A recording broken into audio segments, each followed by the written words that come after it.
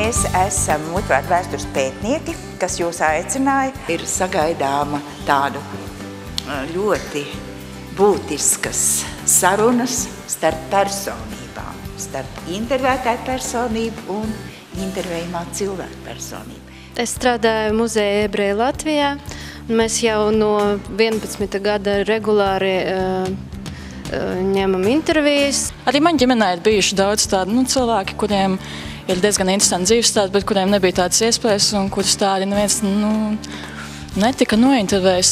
Es jau ar dzīves stāstiem esmu saistīts no 2002. gadā.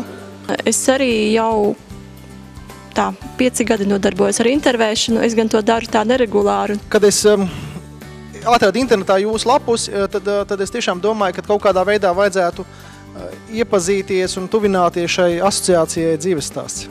Esmu bijusi arī vienā folkloras ekspedīcijā pirms 2 gadiem. Un gandrīz var teikt, ka tieši tas mani pamudināja šeit atnākt, lai mācītos vēl ielausties drusciņi dziļāk šajos dzīves stāstos. Gribētos tādu plašāku zināšanu tieši par šo lietu. Es ļoti ceru, ka es varēšu palīdzēt šim projektam arī ar savām krievu valodas zināšanām, intervējot krievu valodīgos un izstāstot viņu dzīves stāstus.